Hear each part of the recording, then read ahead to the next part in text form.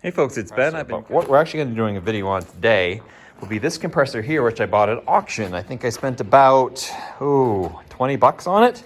So what we're going to do is look at it. It's presumably 120 volts, and our pressure, time will tell. I'll have to squirt some cleaner on that too while we're at it, is to replace the oil. So I've got, maybe, oops. I can get that before any oil gets to it. Just gonna let that sit like that for a little bit. Bring you up here. And looking in here, that's not good. It looks pretty bad. Save it if we can. I'd hate to fire it up and wreck it myself. Chase that around with a little deep creep.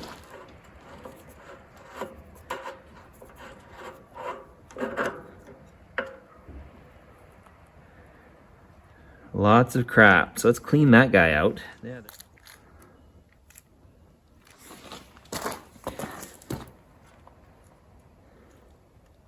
What we're talking about up here is that. So that's the spring holding the reed valve, no doubt. And then all this dirt's got to get sucked out and cleaned out. We'll let that soak. So I'm going to clean that and clean this hole here. And then we'll try to open this one up and see what's inside. Putting some oil in it.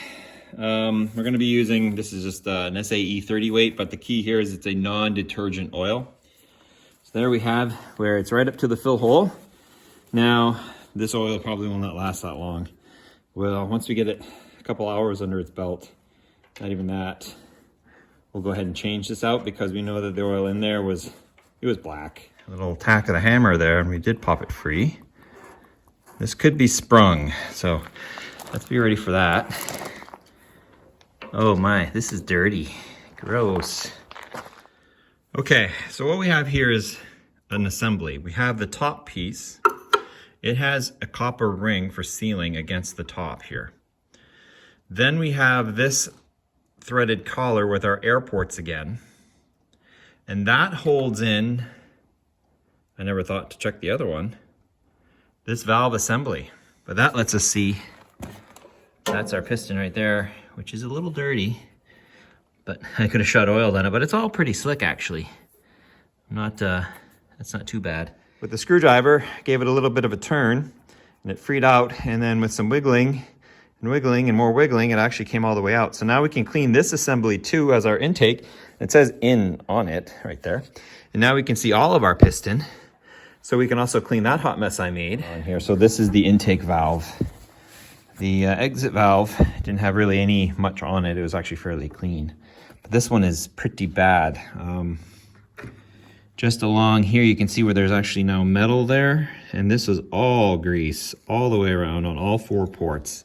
This is the bottom. So you can actually actuate the valve by tapping it this way, which is the top of what we were seeing. Well, what now we're able to get to is all the carbon buildup. See how bad it is.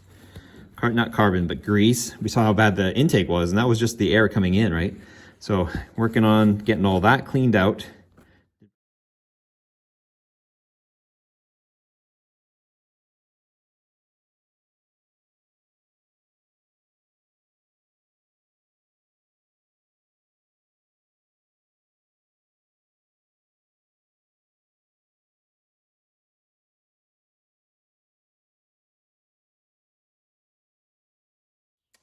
There, the pulley on the motor is actually got one side of it is quite damaged, which has actually V'd the belt a little bit. But I really, at this point, want to see how good it is. Hope for the best. Here we go.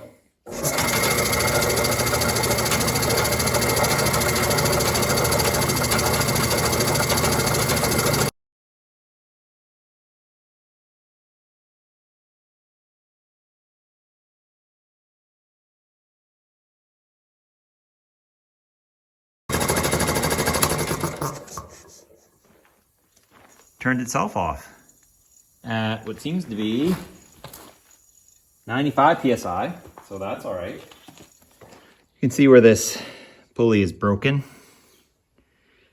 And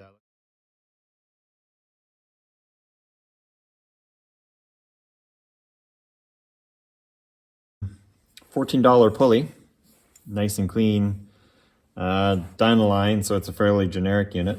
So next day, we got a new pulley on it. We've got a key, but I should tighten that down too.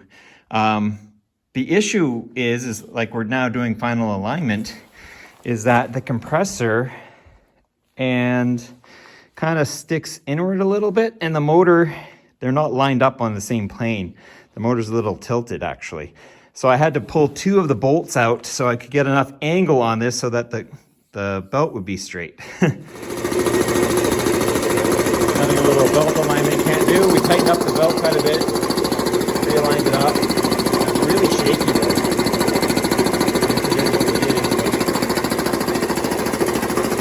So there, put the cover back on, and I bought a hose for it too. It'll end up on at 50 feet.